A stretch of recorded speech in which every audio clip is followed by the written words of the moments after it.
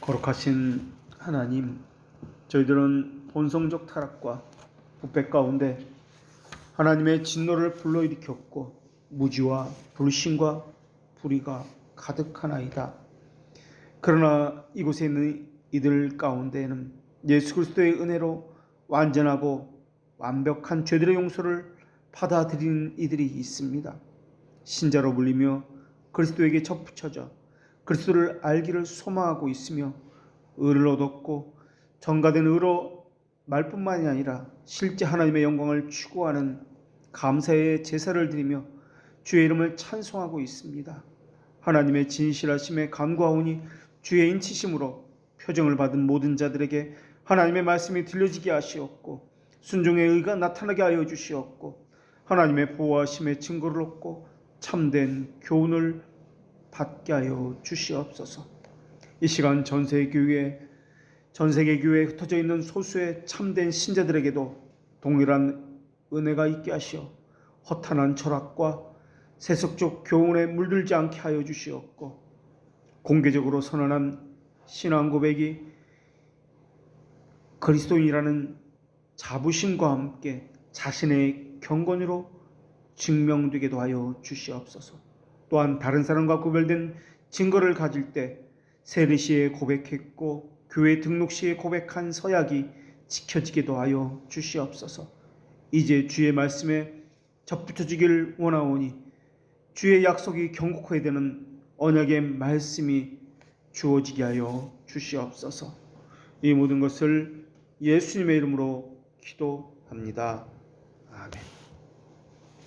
하나님께서 오늘 우리에게 주시는 말씀은 로마서 15장 8절과 9절의 말씀입니다. 하나님의 말씀을 봉독합니다.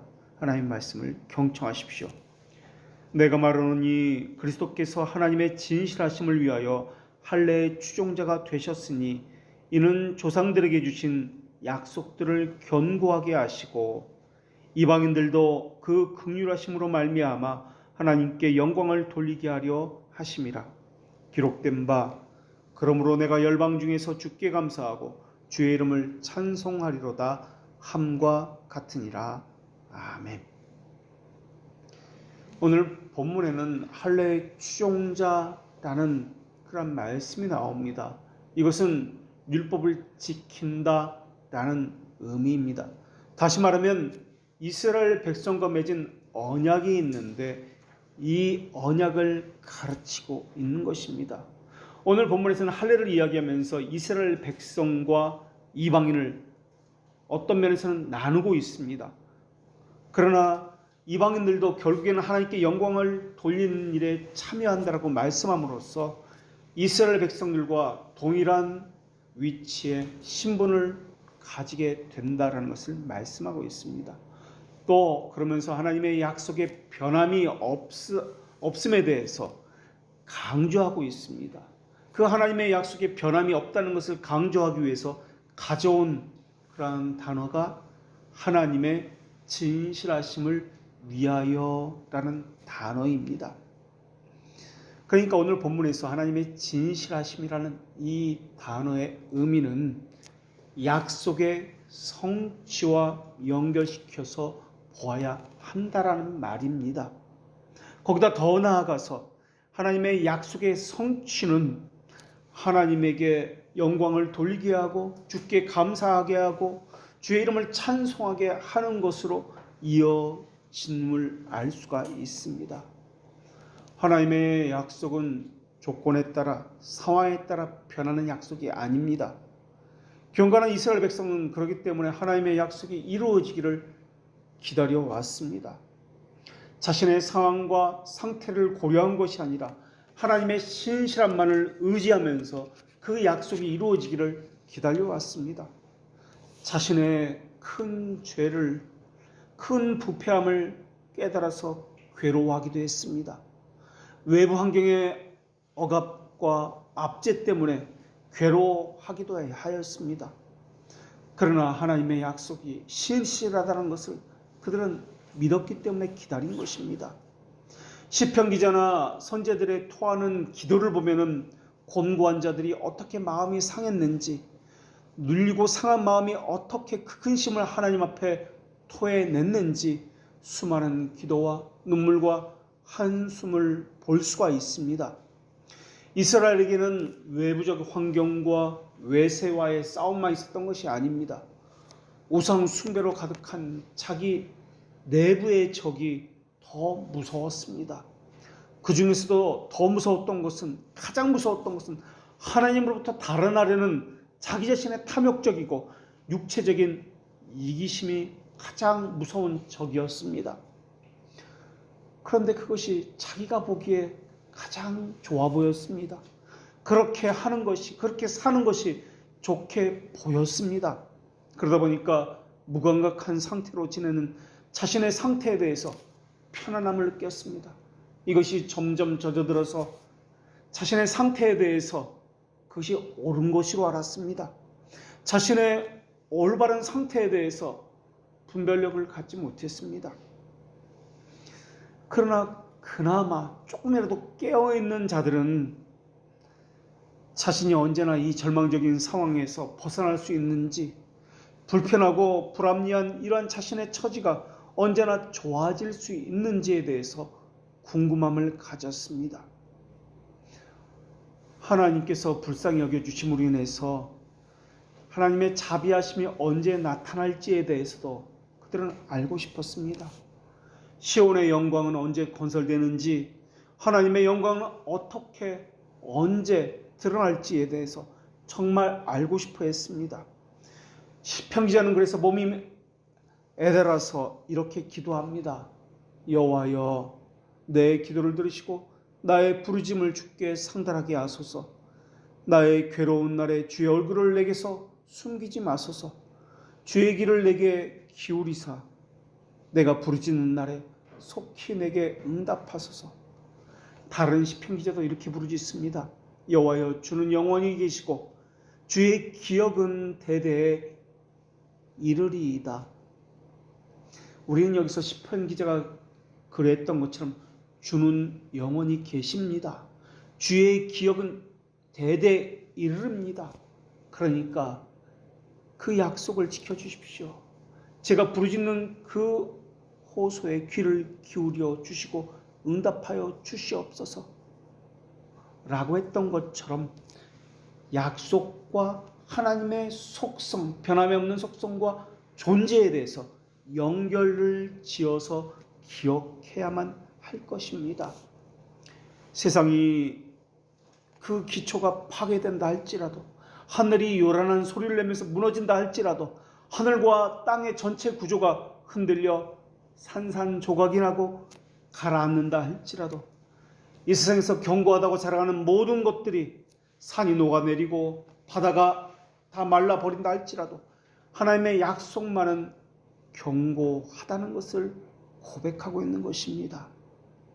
하나님의 약속은 피조물의 변화무쌍한 그것을 기초로 서 있는 것이 아니라 하나님의 신실하심, 불변하심, 영원하심이라는 이 반석 위에, 다시 말하면 하나님의 존재와 속성, 그 반석 위에 세워져 있는 것이기 때문에 그렇습니다. 그래서 하나님의 약속은 하나님의 본질처럼 결코 변할 수 없는 것들입니다. 그래서 신앙 고백서에서는 하나님의 존재와 하나님의 뜻은 서로 다른 것이 아니라 단일하다라고 고백하고 있습니다. 하나님의 영원 불변하심에 기초한 것이 약속입니다. 하나님의 신실하심에 자리 잡고 있는 것이 하나님의 약속입니다. 그래서 하나님의 약속을 이야기할 때는 영원함이라는 이 단어를 첨가해서 영원한 약속이다 라고 이야기합니다. 하나님을 묘사할 때도 마찬가지입니다. 예수님이나 성령님을 표현할 때도 항상 앞에 있는 붙어가는 단어가 있습니다. 영원한 또는 영원토록이라는 단어를 사용해서 영원하신 아들, 영원한 성령님 이렇게 부르고 있습니다. 영어에서 영원이라는 이 단어는 세 가지 것이 있습니다. 에버레스팅이라는 단어가 있고요, 이터너티라는 단어가 있고요, 또 forever and ever라는 단어, 이렇게 세 가지 것을 보통 영원이라는 단어로 사용하고 있습니다. 에버레스팅이라는 이 단어는 말하는 자의 관점에서 영원하다는 것을 의미하고 있습니다. 그러니까 이 단어에서 우리가 자주 사용하는 영원 전, 영원 후라는 단어가 바로 이 에버레스팅이라는 단어에서 나온 것입니다. 또 이터너티라는 이 단어는 말하는 자와 전혀 상관이 없습니다. 그저 영원하다는 것을 의미합니다. 그래서 이 이터너티라는 단어는 하나님의 속성을 표현할 때, 예수님을 표현하거나 성령님을 표현할 때 이터너티라는 단어를 사용합니다. 또 forever and ever라는 이 단어는 지속하다, 변하지 않는다라는 단어인데요. 말하는 자의 의지, 시간의 지속성을 표현할 때 사용하는 수고적인 표현, 이 단어를 사용합니다. 그래서 이 단어는 forever and ever라는 이 단어는 하나님을 찬양할 때, 예배할 때 사용되는 단어가 바로 이 단어입니다. 그래서 하나님은 이터널이시다, 영원하시다 라고 신앙 고백에서 고백을 합니다. 이것에 반해서 피조물은, 만물은 시간에 제한적입니다. 시간에 제한적이기 때문에 죽음과 흐름과 변화가 있습니다. 우리 신앙 고백서 보면 하나님을 향해서 항상 표현할 때는 영원한 하나님이다. 영원한이란 이터널이라는 이 단어를 첨가해서 사용하고 있습니다. 신조에서도 마찬가지입니다.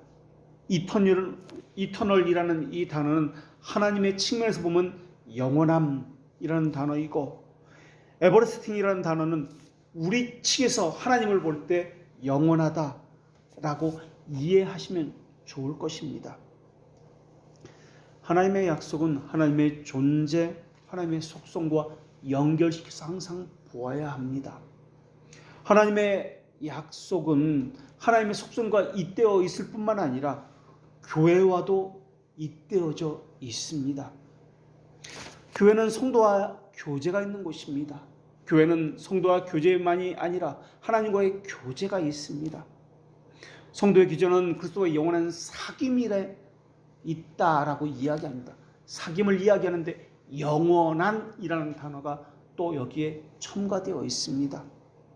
이 사귐은 한순간의 사귐이 아니기 때문에 그렇습니다. 일순간의 사귐이 아니기 때문에 그렇습니다.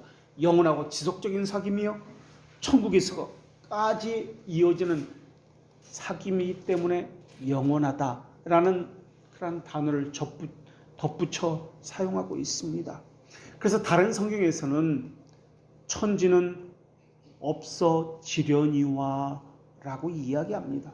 천지는 없어지려니와, 하나님의 말씀은 변함이 없으며 없어지지 아니하며 영원하며, 하나님의 약속은 천하를 주고 바꿀 수 없을 만큼 견고하다, 반드시 성취된다, 이루어진다 라는 말씀을 하고 있습니다. 시편 기자는 시편 102편 15절에서 이렇게 고백하고 있습니다. 이에 문 나라가 여호와의 이름을 경외하며 이 땅의 모든 왕들이 주의 영광을 경외하리니. 참된 신자는 하나님의 약속을 바라봅니다. 약속을 기다립니다. 약속을 기다리기 때문에 소망하고 간절해집니다. 때로는 언제 이루어질지에 대해서 안타까워합니다. 때로는 그것 때문에 절망하기도 합니다. 현실 때문에, 또한 내 자신의 부패함 때문에 넘어지기도 합니다. 그러나 성령님께서는 그를 다시 힘을 얻게 하고 일어서게 만드십니다. 그러면서 믿음이 성장하게 하고 하나님에 대한 신뢰, 존재에 대한 인식, 속성에 대한 신뢰가 점점 굳건해지게 만드시는 것이 하나님이십니다. 특별히 믿음이 가진 특성이 있는데 이것이 소망입니다. 소망이 있기 때문에 참된 믿음이라고 이야기합니다. 이 소망 때문에 교회에 대한 거룩한 회중의 의무를 감당하게 됩니다. 두 가지를 통해서 교회가 보존되는데, 하나는 그리스도와 분리하지 말아야 한다는 것을 통해서 교회가 보존됩니다. 또 하나는 그리스도와 연합한다라는 것을 통해서 교회가 보존됩니다. 그렇다면 무엇을 분리해야 하는 것이고 연합을 하게 한다면 무엇이 걸림돌입니까? 분리를 하면 세상으로부터 자신을 분리시키는 것을 이야기합니다. 이것을 거룩이다라고 이야기합니다. 구별이다라고 이야기합니다. 세상이라 하면 자신의 게으름, 세상을 본받고자 하는 유혹, 육신에 속한 탐욕들과 그러한 가치관들을 이야기합니다. 자기 게으름이라는 것은 자기 사랑에서 나오는 것입니다. 게으름이라고 하는 것은 우리가 이미 배워서 알고 있는 대로 아무것도 하지 않는 것이 아니라 자기가 원하는 것을 하기 위해서 어떻게든 열정을 다해서 그것을 자신의 욕심대로 추구하는 것을 게으름이다라고 이야기합니다. 두 번째, 연합을 위한 걸림돌이 있습니다. 이 걸림돌에도 외부적인 걸림돌이 있고 내부적인 걸림돌이 있습니다. 외부적인 걸림돌에 대해서는 세상의 위협, 환경의 어려움, 이러한 것들이 있습니다. 이러한 위협들에 대해서, 환경의 어려움에 대해서 이겨내야 합니다. 교회의 훈계와 기강을 받고 수행하는 것, 이것이 바로 세상을 이기기 위해서 가장 필요한 것입니다. 성도는 세상과 단절해야 할 것이 너무나 많이 있습니다. 단절하는 말은 세속화되지 말라라는 말입니다. 세상을 본받지 말라라는 말입니다. 그러나 사람은 세상에 쉽게 동화되고 본받습니다. 대중이라는 이름으로, 사람들이 그렇게 한다는 이름으로, 모두가 그 길을 걸어간다는 이름으로 말입니다. 세속화되지 않으려면, 세상을 본받지 않으려면 우리가 이 세상을 변화시킨다라고 생각하거나 세상처럼 살겠다라는 이 두 자세를 모두 금해야 합니다. 교회가 세상을 변화시킨다고요? 천만에요. 우리가 세상을 변화시킬 수 있다고요? 천만의 말씀입니다. 내부에 걸림돌이 있습니다. 그리스도께 연합하는데 방해하는 모든 것을 내부의 걸림돌이라고 이야기하는데, 그러니까 한 몸이 되지 못하게 하는 것, 한 마음이 되지 못하게 하는 모든 것이 내부의 걸림돌입니다. 저희들은 하나님 앞에서 세속화에 쉽게 물들 수 있는 그러한 이 선천적인 것을 가지고 있습니다. 그렇기 때문에 늘 훈계를 받아야 되고 늘 교훈을 받아서 자신을 살펴야 합니다. 우리의 부패성은 세상의 요구에 따라 사는 것을 자연스럽다고 이야기합니다. 그런 의미에서 예수님은 세상에 평화를 베풀기 위해서 오지 않으셨다고 하면서 대신 칼을 주러 오셨다라고 말씀해 주셨습니다. 그런데 어떤 보면은 예수님은 평화의 왕이라고 부르셨습니다. 또 더불어 화평하라, 화목하라 라고도 말씀해 주셨습니다. 이 말씀과 세상에 검을 주기 위해서 오셨다라는 말씀과 충돌이 되는 것처럼 느낍니다. 중보자 그리스도는 세상에 섞여 사는 선택된 자와 하나님 간에, 그리고 사람과 사람 간에 평화를 베풀어 오신 분이십니다. 이게 연합입니다. 그러나 빛과 어둠의 연합은 말씀하신 적이 없습니다. 그리스도와 적그리스도와의 연합은 말씀하신 적이 없습니다.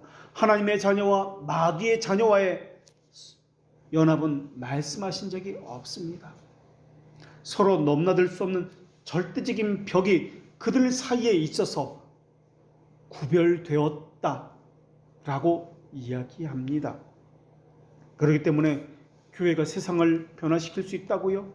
세상을 변화시키겠다고요? 그 시도조차 해서는 안 될 것입니다. 오히려 세상은 폭력과 공포를 통해서 교회를 하나의 도구로, 세상의 도구로 자주 사용했습니다. 교회도 종교 유착을 통해서 세를 불리기 위한 목적을 가지고 만용을 부리는 경우가 너무나 많았습니다. 세상과 분리해야 한다는 의미가 아니라 그들은 종교 유착을 통해서 세상과 하나가 되고자 했습니다. 교회 문턱을 낮추고자 했습니다. 세상과 분리되어야 한다는 의미는 세상에 물들지 말아야 한다는 의미며 거룩하게 구별된 백성이라는 의미를, 자기 정체성을 바르게 세우라라는 의미입니다. 또 세속적인 방법으로 형제를 사랑한다거나 신앙생활을 해서는 안 된다라는 말입니다. 세속의 방법을 가지고 교회 안으로 들어와서는 안 된다라는 말입니다. 그 방법이 아무리 대중적이고 신속하고 편익을 위한다 할지라도 그것을 사용해서는 안 된다라는 말입니다. 국가는 교회를 정치적으로 지배하려는 시도는 지금까지 계속되어 왔습니다. 교회가 국가의 신복이 되어서 교회의 세를 넓히려는 이러한 유혹들은 계속 있어 왔습니다. 국민의 한 사람으로서 국가에 대해서 법을 준수하고 순종해야 마땅합니다. 그러나 국가는 지나치게 입법화해서 교회를 공고할 협박해서 교회의 교회됨을 무너뜨리는 이러한 시도는 해서는 안 될 것입니다. 그리고 교회는 그런다 할지라도 교회의 교회됨을 지켜야 합니다. 불신 가정에서 신앙을 갖는다는 것도 이와 유사할 것입니다. 이기치 않은 일들이 일어날 것입니다. 가족이 반대할 것입니다.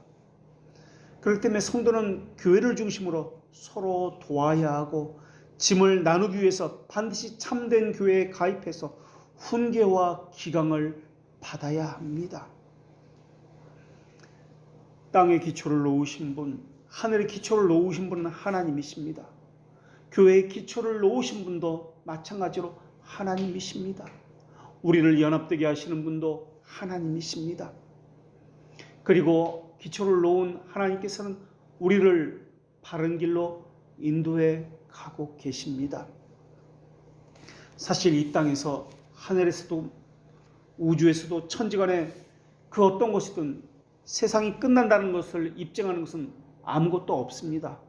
하늘과 땅은 여전히 견고히 서 있습니다. 천체의 움직임도 여전히 한결같습니다. 태양과 별들과 우주 저 멀리에 있는 그 어떤 별들도 행성들도 변함이 없는 것처럼 여전히 그 자리에서 돌아가고 있습니다. 아니, 그 멀리 있는 것은 그만두고라도 우리 주위에 보이는 산들, 바위들, 그 무엇 하나 변함이 없는 것처럼 보입니다. 개별적이고 소소한 변화는 있을지도 모르겠습니다. 그러나 전체는 한결같은 모습으로 여전히 그 자리에서 유지하고 있습니다. 그러나 그러한 모든 것들도 하나님의 약속에 비하면 새벽에 내리는 이슬 방울과 같을 것입니다. 어떤 사람이 사람의 몸이 죽고 동물이 죽고 늙어가는 것처럼 세상도 몸이 늙고 죽어갈 것이라고 이야기합니다. 천체의 별들도 나이가 먹고 떨어질 것이라고 이야기합니다. 별과 별이 부딪혀서 노쇠해지고 깨어질 것이라고 이야기합니다. 그러나 하늘이 무너진다 할지라도 땅이 사라진다 할지라도 하나님의 말씀은, 그 약속은 1.1획도 없이 변함이 없을 것입니다. 예더당은 비록 그것이 지상적인 모형을 가지고 있지만, 그래서 그림자라고 말을 하고 있지만 그것 역시 하나님의 말씀이기 때문에 형태는 달리할 수 있어도 그 본질은 언제나 동일합니다. 그래서 영원성을 가졌습니다. 하나님께서는 하나님의 그 약속에 대해서 보증인을 우리에게 내세워 주셨습니다. 마치 결혼하는 두 사람이 보증하는 짝에게 서로에게 반지를 교환하는 것처럼 말입니다. 하나님의 약속이 진실하다는 것을 보증하기 위해서 그리스도의 짝이 되는 성령을 교회의 보증인으로 주셨습니다. 그리스도는 머리로서 교회 위에 계시고 성령은 그리스도에게 속한 이들을 다스리고 그들은 하나님의 말씀에 순종합니다. 보증의 짝이 되는 보증이 얼마나 섬세하고 정교하고 친밀한 것인지 교리문답서들은 그것을 고백하고 있습니다. 예수님께서 승천하실 때도 마찬가지였습니다. 제자들과 사람들은 예수님이 직접 눈으로 볼 수 있을 정도로 가식인 육체를 가지고 하늘로 올라가셨습니다. 영이 아니라 사람의 몸을 입고 하늘로 올라가셨다는 말의 의미는 장차 우리도 하늘나라로 올라갈 것입니다 라는 보증의 짝입니다. 그래서 하나님은 이렇게 말씀하셨습니다. 그러므로 너희가 그리스도와 함께 다시 살리심을 받았으면 위의 것을 찾으라. 하나님께서는 교회를 위해서 사용하라고 우리에게 은사를 주셨습니다. 이 은사가 바로 천국을 위해서 준비하라고 하늘로부터 주어진 보증의 짝입니다. 그래서 어떤 사람은 다스림으로, 어떤 사람은 믿음으로, 어떤 사람은 구제와 긍휼 사역으로 자신의 주신 은사의 책무를 다하고 있습니다. 이러한 것은 하늘나라를 바라보게 하는 보증입니다. 하늘나라를 위해서 자신을 준비하게 하는 하나님께서 주신 보증인입니다. 그렇기 때문에 섬김이라는 것은 단순한 섬김이 아닙니다. 하늘나라의 보증으로서 하나님께서 주신 것을 가지고 하늘나라를 바라보면서 하늘나라의 그림자인 이 땅에서 섬기는 것입니다. 그 보증을 늘 자기 스스로 확인하는 것이 섬김입니다. 우리는 성령님을 믿습니다라고 고백을 하고 있습니다. 그것도 마찬가지입니다. 성령님을 믿는다는 이 고백은 교회를 믿는다는 말과 같은 의미입니다. 이때 교회는 우리가 배워서 알고 있는 대로 성도의 교제를 믿습니다와 같은 의미입니다. 성도의 교제라는 말의 의미는 그리스도의 이름, 속성, 행하신 이 삼중직의 모든 사역들, 두 본성, 그 영의 이러한 것이 우리 안에서 같이 나뉘어지고 이러한 모든 것이 하나님으로부터 왔기 때문에 그리스도로 말미암아 다시 그리스도께 되돌려진다는 말입니다. 성령께서 하시는 일이 그리스도를 드러낸 일이기 때문에 그렇습니다. 성령께서 하시는 사역은 교회 안에서 이러한 일들로 나타나지만은 주의 백성을 보존하시고 구속하시고 이러한 일들로 나타나지만은 사실 성령의 활동은 모든 생명을 살리시는 것과 보존하는 것과 유지하는 것과도 관련되어 있습니다. 그래서 우리는 생명을 이야기해야 합니다. 생명을 주시는 분은 성령님이고 생명을 보존하시고 지키시는 분도 성령님입니다. 교회에 생명이 있다는 것을 말해야 할 때도 성령님을 이야기해야 합니다. 하나님의 말씀으로 살아있음을 보이는 것이 교회입니다. 성령에서 나오지 않은 지식은 거짓된 지식입니다. 살아있지 않는 지식은 거짓된 지식이며 허황되고 타락한 욕망에 관한 것이기 때문에 이것은 제거되어야 합니다. 살아있음, 하나됨, 진리, 순결함, 거룩함, 이것은 하늘나라에 잇대어 있는 하나님의 보증 짝들입니다. 하나님께서는 이것을 교회에도 주셨습니다.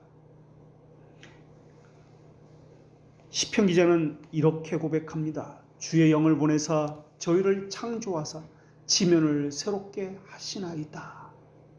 우리는 새로운 창조함을 입고, 다시 말하면 중생을 입고 이곳에 모여서 한 믿음을 가지고 한 주를 고백하고 있습니다.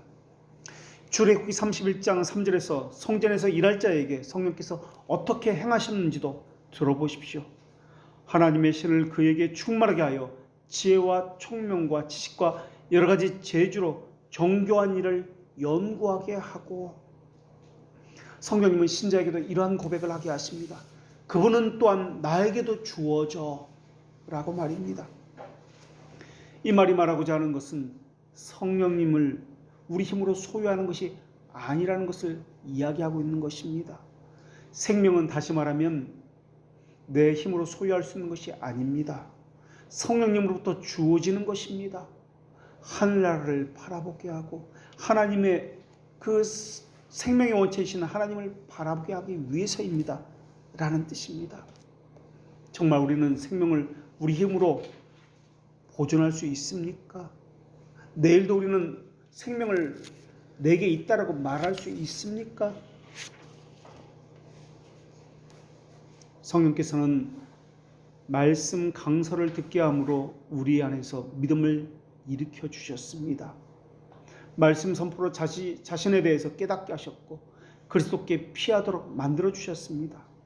말씀 선포를 했기 때문에 깨닫는 것이 아니라 성령께서 듣게 하셨고 깨닫게 하셨기 때문에 믿어지는 것입니다. 그분이 영원히 우리와 함께 하신다는 약속을 우리에게 또한 주셨습니다. 우리를 위로하기 위해서, 낙담해서 뒤로 물러나지 않게 하기 위해서 주신 것이 우리와 함께 한다는 약속이었습니다. 성경에서는 성령을 회방하는 죄에 대해서 이야기하고 있습니다. 성령을 회방한다는 이것은 다른 것이 아니라 하나님의 말씀에 불순종하는 모든 죄를 성령 회방죄라고 이야기합니다. 이 죄는 복음을 아는 사람만 지을 수 있는 죄입니다.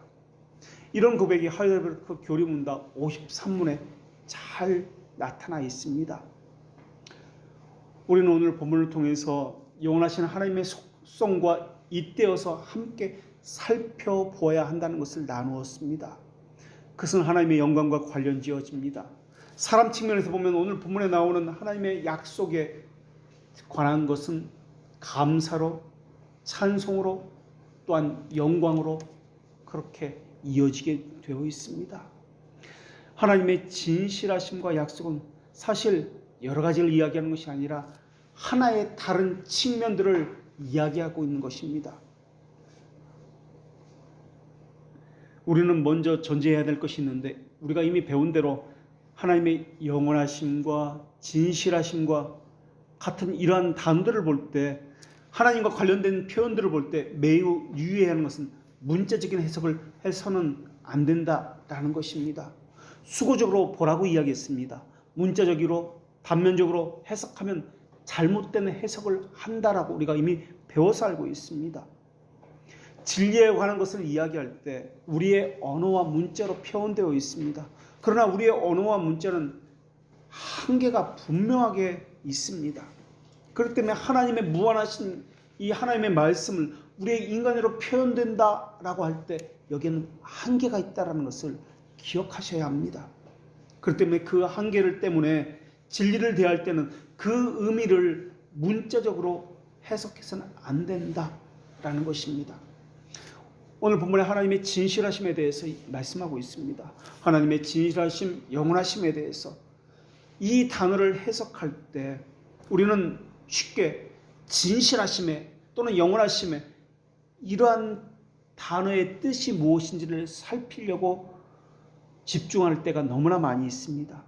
그러나 하나님이라는 이 호칭, 이름을 제외하고 그 앞에 나온 단어만 가지고 해석을 하려고 한다면 그것은 100이면 100 잘못된 해석을 하기 십상입니다.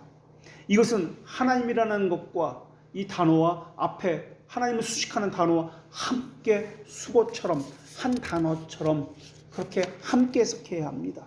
그러니까 오늘 본문에 하나님의 진실하심이라는 이 단어가 나오는데 이것은 하나로 봐야지 하나님과 진실하심을 따로 떼어서 해석하지 말라는 것입니다. 약속과 연결되어 있기 때문에 그렇습니다. 진실하신 하나님과 약속은 연결된 단어입니다. 예를 들어서 우리가 하나님의 영이라는 것이 어떤 의미인지 배웠습니다. 영이라는 개념은 영이신 하나님, 하나님이 영이시다는 이 개념은 인간 사색의 대상이 아닙니다 라는 뜻입니다. 그런데 영과 하나님을 따로 떼어서 해석을 하게 된다면 영과 같은 하나님이라고 해석을 하게 되어 있습니다. 그렇게 해석하면 하나님을 귀신이나 유령과 같은 하나님을 연상케 됩니다. 하나님이 영이시다라는 이 표현은 인간 중심의 해석을 하게 되면 하나님을 상상하게 되어 있습니다. 가공적으로 하나님을 만들어내게 되어 있습니다. 하나님은 하나님의 말씀을 기록하게 하셨는데 이 진리의 말씀은 모든 인류에게 준 말씀이 아닙니다. 선택된 그 소수에게만 준 말씀이 하나님의 말씀입니다. 선포됐다고 아는 것이 아니라 성령께서 알려주셔야 알 수 있는 말씀이 바로 이 말씀입니다. 그래서 진리는 설득이 아니라 선포입니다. 선택하라고 주어진 것이 아니라 일방적으로 어떤 소수에게 준 일방적인 지침이 이 계시의 말씀입니다. 진리는 또 세상의 모든 사람에게 준 교훈이 아닙니다. 성령께서 듣게 하시고 깨닫게 하시는 사람만 들을 수 있는 말씀이 이 하나님의 말씀입니다. 그러니까 영이란 이 말의 개념은 그릇된 인식을 가지고 하나님을 함부로 상상하지 말라, 상상하고 가공하는 모든 것을 포기하라, 그런 의미입니다. 그러니까 영이라는 개념은 가시적인 것, 우리가 상상하는 이 모든 것들, 제안하는 모든 것들, 이것을 다 포기하라, 그렇게 묘사하지 말라, 그런 의미입니다. 그런데 우리는 이렇게도 배운 사람이 있을 것입니다. 기도할 때 하나님의 형상을 그리어서, 십자가를 그리어서 하나님의 모습은 이렇다, 하나님은 이렇게 하실 것이다, 이것을 그리면서 기도하라 라고 말입니다. 하나님은 영이시다라는 말의 의미는 그런 거 하지 말라라는 의미입니다. 성경에 보면 하나님은 이것이다, 무엇이다라는 표현들이 많이 나옵니다. 예를 들어서 하나님은 빛이시다, 하나님은 사랑이시다, 하나님은 소멸하는 불이시다, 이런 표현이 나오는데, 이런 건 역시 빛, 불, 사랑, 여기에 매이지 말라라는 말입니다. 하나님과 함께 이것을 수고적으로 알아야 합니다. 하나님의 빛이라는 말의 의미는 하나님의 영광을 말할 때 사용하는 단어입니다. 빛이라는 것은 하나님의 신실하심, 순결하심, 이란 의미를 가지고 있습니다. 그렇게 본다면 오늘 본문에서 하나님의 신실하심, 진실하심, 이 단어는 하나님의 영광이구나, 순결함이구나, 거룩함이구나 라는 말의 의미라는 것을 알 수가 있습니다. 신실하심은 흠이 없는 것, 조금도 거짓이 섞이지 않는 순결한 것, 순전한 것, 완전한 진리, 이것을 이야기합니다. 사랑이라는 말을 할 때 하나님이라는 단어를 늘 함께 생각해야 합니다. 사랑의 하나님, 하나님의 사랑이시다라는 말씀을 보면은 그건 사랑을 말하고자 하는 것이 아닙니다. 이것은 하나님의 사랑이 물론 있으십니다. 그러나 이때 사랑을 말하는 것은 하나님과 함께 보아야 하는데 하나님의 행적을 말하는 것입니다. 어떤 사역을 했다, 어떤 활동을 했다, 그게 사랑이시다라는 말이 의미입니다. 사랑 자체를 말하고자 하는 것이 아닙니다. 하나님께서 어떤 긍휼 사역을 했다, 어떤 사역을 했다, 이것이 드러난 것이 사랑이시다라는 말의 의미입니다. 그러니까 하나님의 영광이 드러났을 때 우리 측면에서 보면 사랑의 하나님으로 이것이 반응되어지는 겁니다. 인지되어지는 겁니다. 이때 나타나는 것이 감사, 영광, 이런 것입니다. 그렇기 때문에 그것을 인지한 사람은 감사와 찬송을 할 수밖에 없는 것입니다. 그러니까 오늘 본문은 여러 가지 말을 하는 것이 아니라 하나의 말을 다른 측면에서 계속해서 반복해서 말씀하고 있다는 것을 알 수가 있습니다. 그래서 진실하심, 영광, 약속, 감사, 찬송이라는 단어가 오늘 본문에서 이렇게 나옵니다. 그러니까 이것은 서로 다른 것을 말하는 것이 아니라 하나의 다른 측면을 계속해서 사람의 측면, 이 측면, 저 측면 계속해서 말씀하고 있는 것입니다. 하나님을 사랑하지 않는다는 의미는 그렇다면 무슨 의미입니까? 하나님에 대한 참된 지식을 갖지 못했다는 의미입니다. 중생되지 못했다는 의미입니다. 그렇기 때문에 감사가 없다는 의미입니다. 감사로 표현되는 사랑의 활동이 없다는 의미입니다. 물론 일시적으로 사람 눈치를 보면서 할 수는 있을 것입니다. 그러나 하나님과 잇대어 있는 그 사랑이라면은 그 하나님이 영원하시기 때문에 그 사랑도 지속성을, 꾸준함을 갖추게 되어 있습니다. 물론 사람 보기에는 높낮이, 절망과 소망과 이것이 계속 있을 것입니다. 그러나 하나님 측면에서 보면 이것 역시 하나님을 향한 나아감의 한 방향일 것입니다. 그래서 신자의 특징은 꾸준함입니다. 지속성입니다. 일시적이거나 부분적이 아닙니다. 왜냐하면 하나님의 영원성에 잇대어 있기 때문에 그렇습니다. 섬김과 봉사를 한다 할지라도 일시적으로 그때만 이런 것은 없습니다. 그것은 가짜이기 때문에 그렇습니다. 그래서 하나님의 사랑이 사람에게 나타날 때 깨닫는 것은 그리스도의 성육신적인 사랑을 깨닫게 되어 있습니다. 하나님의 행적의 목적은 그리스도를 통해서 그리스도 안에서 그리스도와 함께 하나님의 자녀에게 연합되어 사는 것입니다. 언제 무엇을 하든지. 그래서 그들의 목표는 먹고 사는 문제가 아니라 하나님의 나라와 하나님의 의와 맞대어서 있는 것입니다. 영혼을 사모하기 때문에 그렇습니다. 하나님의 존재와 하나님의 속성과 잇대어 있기 때문에 그렇습니다. 하나님을 소멸하는 불이라고 성경에서도 이야기합니다. 이 말은 불이라는 그 자체가 아니라 하나님을 함부로 하지 말라, 대하지 말라, 경솔한 모든 생각을 버려라 라는 말입니다. 하나님의 말씀에 가르침에 우리는 가볍게 대하는, 경솔하게 여기는, 아무것도 아닌 것처럼 그렇게 여기는 경향이 있습니다. 그러나 소멸하는 불이라는 말의 개념은 하나님은 결코 한번 말씀에 대해서 무심코 지나가는 법이 없다라는 말입니다. 하나님의 약속을 지키기 위해서 잊지도 않으며 잊으시지도 않으며 변경시키지도 않으십니다. 그러면서 하나님은 불가지가 아니라 불가해라고 우리는 배웠습니다. 하나님은 알 수 없는 분이 아니라 이해할 수 없다는 말입니다. 신앙이라는 것은 그래서 이해를 전제로 하는 말이 아니라 믿음을 전제로 하는 것이 신앙입니다. 신뢰가 없으면 신앙은 존재하지 않습니다. 교회에서도 마찬가지입니다. 목사나 직분자의 가르침을 신뢰하지 않으면 교회라는 개념이 성립되지 않습니다. 불가지라는 말은 모른다는 말도 아니고 또 모든 것을 안다는 말도 아닙니다.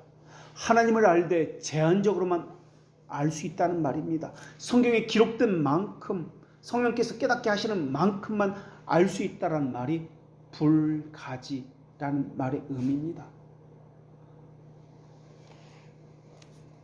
하나님은 불가지가 아니라 불가해입니다 라고 할 때 불가해라는 말은 이성적으로 사람의 감각적으로 헛된 사색을 하지 말라라는 말입니다. 자신의 부패한 이성으로 이해로 하나님을 이해하려고 시도하지 말라라는 말입니다. 감춰진 부패성, 숨기진 이기심을 가지고 하나님을 이해하려고 하지 말라. 진리의 세계라는 것은 육적 관점이 아니라 영적인 관점을 가지고 배우는 것입니다. 이런 훈련이 되지 않으면 자기 멋대로 성경을 해석할 때 편한 대로 적용을 합니다. 그래서 성경에서 하나님의 뜻이다, 하나님께서 이렇게 말씀하셨다, 그래서 방종을 훌륭한 자신의 선생으로 스승으로 삼고 신앙생활을 합니다. 그러다 보니까 70년 80년 신앙생활했고 직분은 여러 가지 맡았는데 평생 잘못된 신앙생활 가운데 그렇게 죽음으로 끝을 맞이할 수밖에 없습니다. 얼마나 억울합니까? 평생은 70년 80년을 열심히 쫓아다녔는데 심판대 앞에 가보니까 그게 다 가짜였다라고 판명이 난다면 말입니다. 진리는 이해하는 것이 아니라 믿음으로 수용하는 것입니다. 진리는 이성으로 판단하는 것이 아니라 신뢰하고 순종하는 것이 진리입니다. 순종한다고 해서 맹종을 의미하는 것이 아닙니다. 맹종과 순종의 차이는 확신의 문제입니다. 순종은 하나님의 말씀에 근거하지만 맹종은 자기 경험, 자기 판단, 자기 느낌에 기초합니다. 우리는 하나님을 고백하고 있습니다. 이때 고백할 때 가장 먼저 하는 고백은 하나님은 영원한 분이다 라는 고백입니다. 영원하심과 동반하는 속성은 불변하심입니다. 영원하기 때문에 불변한 것입니다. 영원이라는 단어 대신에 무한이라는 단어를 넣기도 합니다. 하나님께서 영적 존재라고 고백을 하는 동시에 고백하는 것은 하나님의 무한하심입니다. 그래서 영이시고 무한하시다라는 말의 의미는 영이시고 영원하신 하나님입니다. 동일한 말의 의미입니다. 영원과 무한은 같은 의미로 사용되고 있기 때문에 그렇습니다. 그래서 하나님은 존재와 완전함에서 무한하십니다. 가장 순결하고 순전한 영이라고 고백을 합니다. 또 영원이라는 이 단어를 성경에서는 단번에라고도 표현하기도 합니다. 예수님께서는 희생제물로 단번에 자신을 드리셨다고 이야기합니다. 이 의미는 우리가 보기에는 시간적인 측면에서 겨우 한 번만 드린 것처럼 보입니다. 그러나 성경에서 말할 때 단번에라는 개념은 그런 뜻이 아니고 영원히 완전히 효력이 있다라는 개념으로서 사용되기 때문에 단번에는 영원하다라는 단어로 해석을 해야만 합니다. 그러니까 무한하다, 영원하다, 단번에 드려졌다, 이 단어는 같은 의미로 사용되고 있구나라는 것을 우리가 알 수 있습니다. 오늘 본문에 진실하다라고 하나님에 대해서 그렇게 표현하고 있습니다. 진실하는 것은 국어사전적으로 거짓이 없다, 바르고 참되다라는 뜻입니다. 바로 이 단어가 하나님은 영이십니다, 빛이십니다, 순결이십니다 라는 말인데, 물론 변하는 것은 진실한 것이 아닐 것입니다. 진실이라는 단어 속에는 하나님이 영원하시다, 무한하시다는 개념도 들어있습니다. 그러나 진실이라는 말에는 영원이다, 무한하다는 개념도 들어있지만 순결하다, 흠이 없다, 옳다, 선하다라는 의미가 더 강한 의미로 들어있습니다. 다시 말하면 이 말은, 진실하다는 이 말은 사람과 같지 않다라는 말입니다. 하나님의 대표적인 속성은 두 가지로 요약되는데요.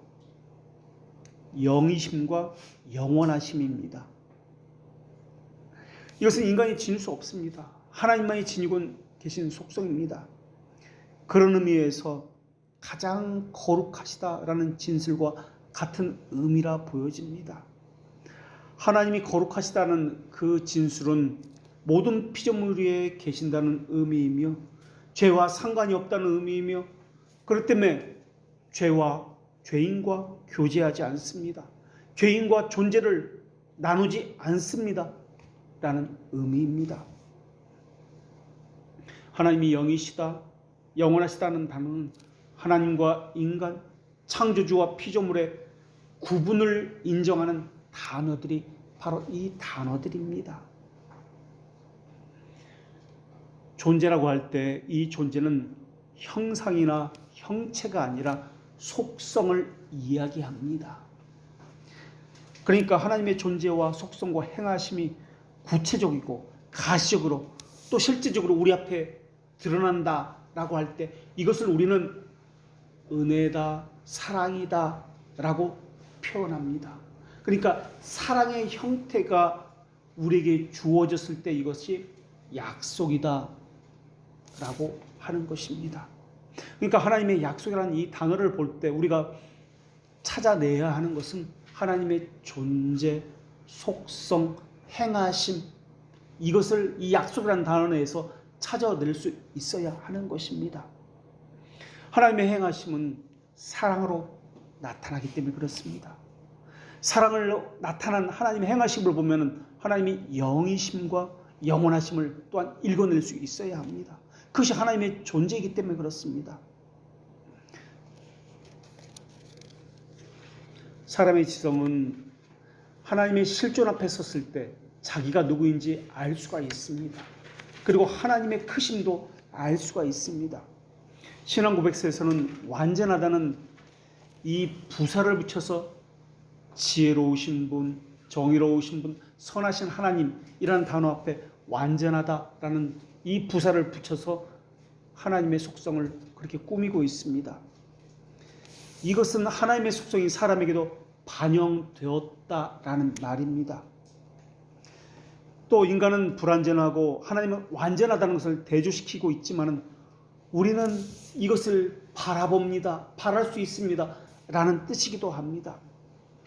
벨지카 신앙고백서에서는 완전이라는 부사를 붙여서 이것을 사용합니다. 그러나 웨스트민스터 신앙고백서에서는 가장, most라는 단어를 사용해서 가장 지혜롭고 가장 선하시고 가장 거룩하시고 라고 합니다. 벨지카에서는 완전히 거룩하시고 완전히 선하시고 완전히 지혜로우시고 이렇게 완전히 퍼펙틀리라는 단어를 사용합니다. 이런 신앙 고백에서도 알 수 있듯이 사람의 존재는 하나님의 존재의 반영체라는 사실입니다.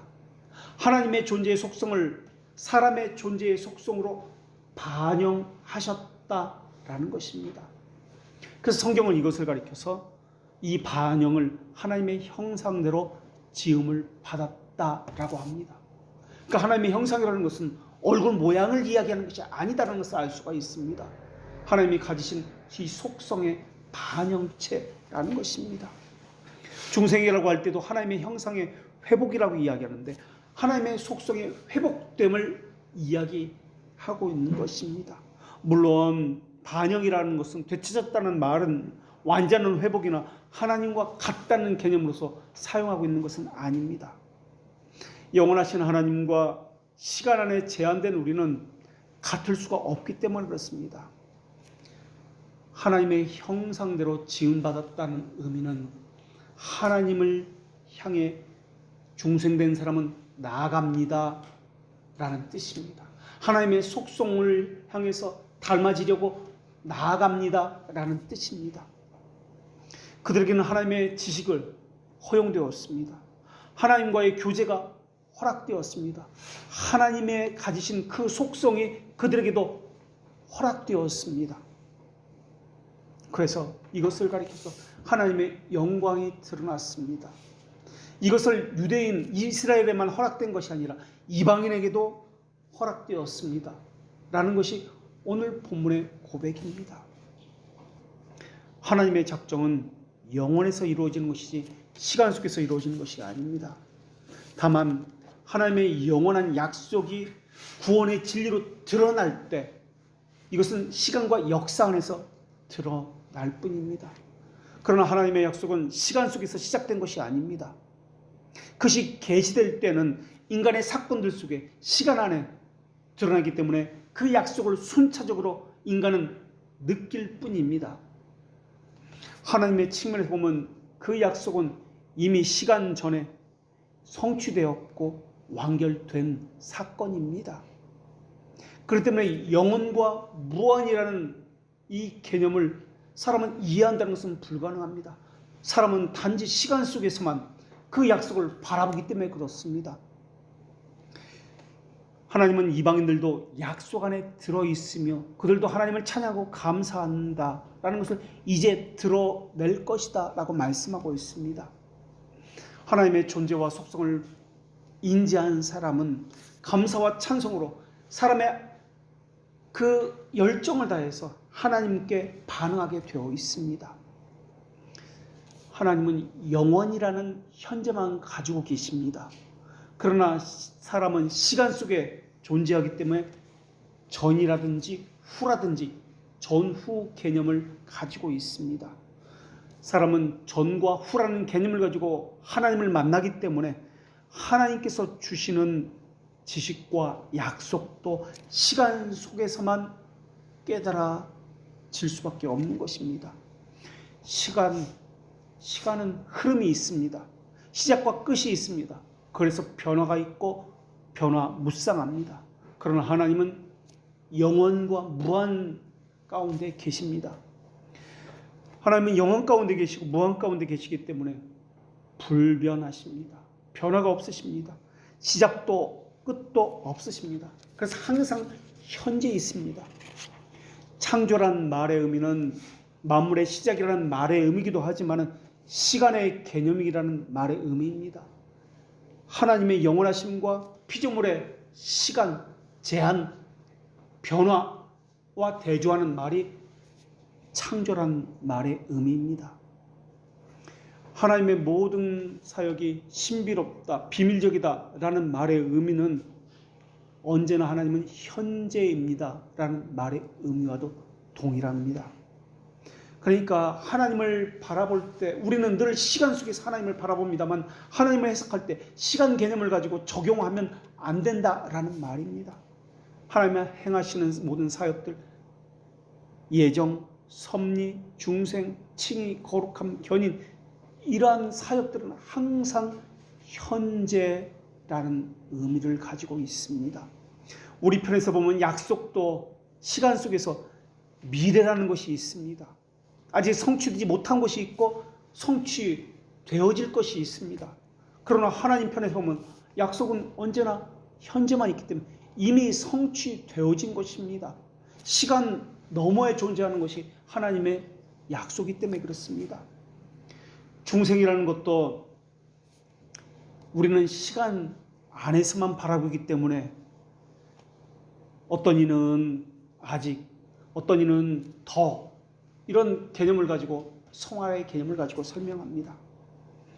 그러나 중생도 하나님의 영원함이, 무한함이 인간에게 반영되어진 것을 우리가 기억해야 합니다. 하나님이 모든 것을 지으시되 때를 따라 아름답게 하셨고 또 사람에게는 영원을 사모하는 마음을 주셨느니라. 그러나 하나님이 하시는 일의 시종을 사람으로 측량할 수 없게 하셨도다 라고 전도서 기자는 고백하고 있습니다. 영혼을 사모하는 마음이 인간에게 있습니다. 그가 중생된 사람이라면 하나님과의 영혼이 잇대어져 있기 때문에 그렇습니다. 하나님의 마음이 피조물에 대한 사랑에서 피조물을 향한 진노로 바뀔 때, 하나님의 진노가 또는 가라앉을 때 하나님의 약속이 변하는 것은 아닙니다. 항상 신실하십니다. 이것은 변하지 않는 하나님의 본질을 따라가기 때문에 그렇습니다. 하나님께서는 본질이 변할 수 없듯이 선과 악에 대한 하나님의 감정도 전혀 변화가 없으십니다. 하나님은 깨끗한 자에게는 주의 깨끗하심을 보이시며 사악한 자에게는 주의 거스림을 보이신다고 말씀하셨습니다. 사람이 변하면 하나님이 변한다는 말이 아닙니다. 사람의 조건과는 상관없이 하나님은 변하지 않는다는 말씀을 하시기 위해서 깨끗한 자에게는 주의 깨끗하심을 보이고 사악한 자에게는 주의 거스름을 보인다는 말씀을 해주신 것입니다. 하나님은 순결한 하나님이기 때문에 그렇습니다. 불결함을 사랑하지 않는 하나님이기 때문에 그렇습니다. 그래서 하나님의 속성과 위반되는 것입니다. 그래서 하나님은 있는 그대로 사용하시지 않습니다. 그들을 변화시켜서 사랑하시고 사용하십니다. 거룩함으로 변화되는 것을 성화라고 이야기합니다. 그러한 훈련을 받는 것을 견인이라고 이야기합니다. 하나님의 뜻은 늘 정해져 있습니다. 의를 사랑하는 것과 순결함과 거룩을 사랑합니다. 죄를 미워하는 것입니다. 이것은 변하지 않습니다. 이 속성 때문에 죄악의 형벌을 가하시는 것이 하나님이십니다. 사람을 조건 없이 사랑하신다고요? 이 말은 조건을 무시한다는 말이 아니라 하나님이 택하신 사람을 그리스도를 믿게 하심으로 칭의를 통해 수용하신다는 말입니다. 죄인을 사랑한다는 말이 아닙니다. 그것을 약속의 형태로 우리에게 주셨습니다. 약속은 영원한 약속이라고 하면서 불변함과 함께 갑니다. 하나님은 영원 속에서 시간 안에서 일어날 만사를 불변하게 작정하셨습니다. 하나님은 그래서 변화하는, 회전하는 그림자도 없는 분이라고 이야기합니다. 시간은 멈추고 흐르거나 변합니다. 시간 안에서 우리가 하나님을 보기 때문에 하나님의 약속은 변하는 것 같고 멈춘 것 같고 흐르기도 하고 그렇게 보일 뿐입니다. 그러나 하나님은 언제나 어제나 오늘이나 동일하고 신실하신 분이십니다. 우리가 보기에는 시간 안에서 보기 때문에 경우에 따라서 상황에 따라 변한 분인 것처럼 보입니다. 그러나 하나님은 영원 속에 계신 분이기 때문에 변하지 않습니다. 그렇다고 수정 불가능한 숙명이나 운명이라는 단어로서 받아들여서는 안 됩니다. 숙명이나 운명이라는 이 단어 역시 시간 속에서 바라보는 오류이기 때문에 숙명이다, 운명이다 라고 하는 것입니다. 숙명은 인간의 자발성이 배제된 것입니다. 그러나 하나님의 작정은 인간의 자발과 자유를 포함하고 있습니다.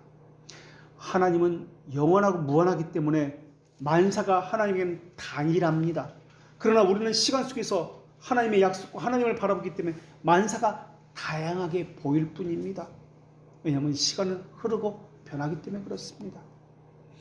그런데 사람들은 창조주와 피조물을 동일 선상에서 보려고 그러한 시도를 계속하고 있습니다. 사람의 입장에서 하나님을 해석하려고 하는 계속 시도를 하고 있습니다. 하나님에게 시간의 종속이 없습니다. 그리스도께서 이 땅에 오신 것도 하나님의 뜻을 변경하러 오신 것이 아니라 하나님의 뜻을 실행하러 오셨습니다. 그래서 이렇게 말씀하셨습니다. 하나님이여 보시옵소서, 두루마리 책에 나를 가리켜 기록된 것 같이 하나님의 뜻을 행하려 왔나이다. 그리스도 안에 나타난 하나님의 은혜는 새로운 은혜의 세계가 아니라 단지 시간 속에 새롭게 나타난 이미 오래전부터 있었던 은혜를 보였을 뿐입니다. 그래서 하나님은 이렇게 말씀하셨습니다. 모든 사람에게 구원을 주시는 하나님의 은혜가 나타났으니, 그렇기 때문에 하나님께서 율법을 폐기하고 다른 법들을 제정하셨을 때에도 하나님은 그 약속이 폐기됐고 변경됐다라고 말해서는 안 될 것입니다. 하나님의 심정에 변화가 있었다라고 말해서는 안 될 것입니다. 하나님의 은혜는 늘 한결같았으며 약속도 늘 한결같았습니다. 율법을 계명으로 정한 것도 하나님의 명령에 따른 것이었고, 율법을 폐지한 것도 단일 일정 기간만 지속하게 한 하나님의 명령에 따른 것이었습니다. 사람은 내 날이 기울어지는 그림자 같고 내가 풀에 시들어짐과 같으니이다 라고 이야기하지만 하나님의 뜻은 변화가 없습니다. 불변하심, 영원하심 하나님이기 때문에 그러합니다. 그렇기 때문에 우리가 위로를 받는 것도 하나님과 잇대어 있기 때문에, 물론 시간 안에서 위로를 받습니다만 영원히, 하나님의 영원히 시간 안으로 들어와서 영원과 무한에서 받는 것이 우리가 받는 위로입니다.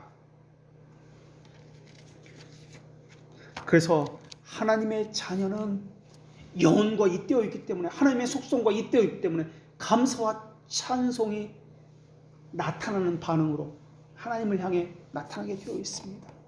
그러니까 같은 감사와 찬송이라도 자기 경험에서, 자기 감정에서 찬양을 찾는 것이 얼마나 잘못된 것인지 알 수가 있습니다.